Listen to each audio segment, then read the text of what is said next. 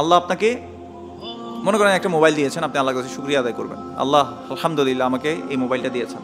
আপনি ওই যে আরেকজন আইফোন 15 Pro Max একজন নিছে, এখন আপনি যদি চিন্তা করেন যে আল্লাহ ওকে দিছে, আল্লাহ আমাকেও দাও, এভাবে আমরা বলবো না। আমরা বলবো যে আলহামদুলিল্লাহ, আমার কাছে যেটা আছে আলহামদুলিল্লাহ। কথাটা বলা যাচ্ছে, অনেকের তো এটাও নাই। যেন রাসূল সাল্লাল্লাহু আলাইহি ওয়াসাল্লাম বলছে তোমরা তোমাদের নিচের দিকে তাকাও, উপরে তাকাবে না। আচ্ছা, এবার যে বিষয়টা বলছি সেটা হচ্ছে নিয়ামতের যদি কেউ শুকরিয়া আদায় না করে তাহলে কি হয়। আল্লাহ সুবহানাহু ওয়া তাআলা বলছেন সূরা নাহলের মধ্যে 112 নম্বর আয়াত, বাসায় গিয়ে একটু দেখতে পারেন চাইলে। সেখানে আল্লাহ সুবহানাহু ওয়া তাআলা বলছে ওয়া দারাবাল্লাহু মাসালান ক্বরিয়াতান কানাত আমিনাতান মুতমাইন্নাতান ইয়াতিহা রিজকুহা রাগাদান মিন কুল্লি মাকানিন কাফারাত বিআনউমিল্লাহ ফাআযাকাহা আল্লাহু লিবাসাল জু'i ওয়াল খাউফি বিমা কানু ইয়াসনাউন। আল্লাহ সুবহানাহু ওয়া তাআলা বলছেন, আর আল্লাহ নিশ্চয়ই দৃষ্টান্ত দিচ্ছেন এক জনপদের যা ছিল নিরাপদ।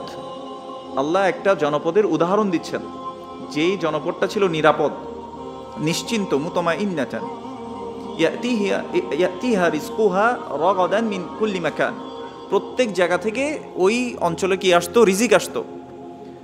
ফাকাফারাত বিআনউমিল্লাহি, তারা আল্লাহর নিয়ামতের ব্যাপারে কুফরি করলো, তার মানে নিয়ামতের শুকরিয়া আদায় করতো না, করেনি।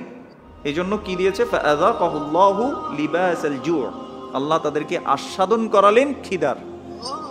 তারপরে লিবাসাল জু' ওয়াল খাউফ, ভয় ভীতি, বিমা কানু ইয়াসনাউন, যে কাজ তারা করেছে, এই যে কুফরি তারা করেছে, এর শাস্তি স্বরূপ আল্লাহ সুবহানাহু ওয়া তাআলা তাদেরকে খিদা দ্বারা কি করলেন, ওই যে অনেক রিজিক আসতো কিন্তু এই রিজিককে বন্ধ করে দিয়েছে। বুঝতে পেরেছি? তাহলে এই জন্য আমরা মনে রাখবো আমাদের যে আযাবগুলো আসে এগুলো আসলে আমাদের হাতের কামাই, আমাদের কোনো গুনার ফল।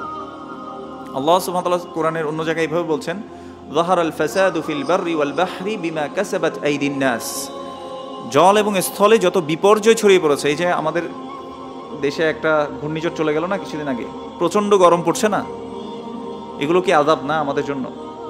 যাহারাল ফাসাদু ফিল বাররি ওয়াল বাহর, জলে এবং স্থলে যত বিপর্যয় ছড়িয়ে পড়েছে, বিমা কাসাবাত আইদিন নাস, এগুলো মানুষের হাতের কামাই।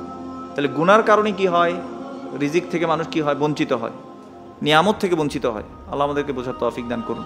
আল্লাহ সুবহানাহু ওয়া তাআলা বলেছেন, ইয়া আইয়ুহাল্লাযীনা আমানু লা তুলহিকুম আমওয়ালুকুম ওয়ালা আওলাদুকুম আন যিকরিল্লাহ, হে ঈমানদারগণ, তোমাদেরকে যাতে তোমাদের সম্পদ এবং তোমাদের সন্তান সন্ততি যাতে কোনোভাবেই আল্লাহর স্মরণ থেকে কি না করে, বিমুখ না করে, গাফেল করে না রাখে। ওয়া মান ইয়াফআল যালিকা ফাউলাইকা হুমুল খাসিরুন, যে বা যারা এটা করবে সে ক্ষতিগ্রস্তদের অন্তর্ভুক্ত হবে। খেয়াল করে দেখেন, আপনি মনে করেন যে একদম ছোট উদাহরণ দেই, আপনার ছোট্ট একটা বাচ্চা আছে, সলাতে আপনি বের হচ্ছেন, বাচ্চা আপনার পিছু ধরেছে, যাবেই আপনার সাথে, কিন্তু আপনি জানেন যে সে আসলে এখানে ডিস্টার্ব করবে, মানে সে ওই বয়সের হয় নাই, মনে করেন যে 2-3 বছরের বাচ্চা, তা আপনার এখন মন টানতেছে ওকে আনবো কি আনবো না, আচ্ছা ঠিক আছে আজকে একটু বাসায় পড়ে ফেলি, এরকম হইতে পারে না? হইতে পারে।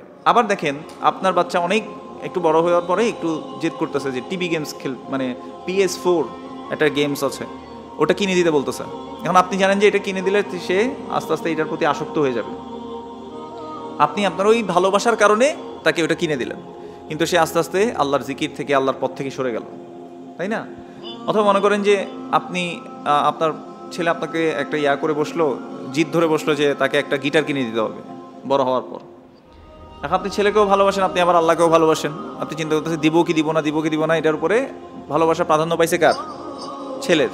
এরপর আপনি কিনে দিলেন।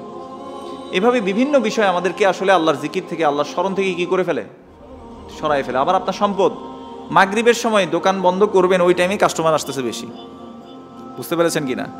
তো তখন যাবো আর নাকি যাবো না, যাবো কি নাকি যাবো না, এই দুইটার মাঝখানে আপনি কি হয়ে গেছেন, ব্লক হয়ে গেছেন। তো আল্লাহ বলছেন, ইয়া আইয়ুহাল্লাযীনা আমানু, যারা ঈমানের দাবি করছো, যারা ঈমানদার, লা তুলহিকুম আমওয়ালুকুম ওয়ালা আওলাদুকুম আন যিকরিল্লাহ, তোমাদেরকে যাতে তোমাদের সম্পদ আর সন্তান সন্ততি কোনোভাবেই যাতে আল্লাহর স্মরণ থেকে বিমুখ না করে।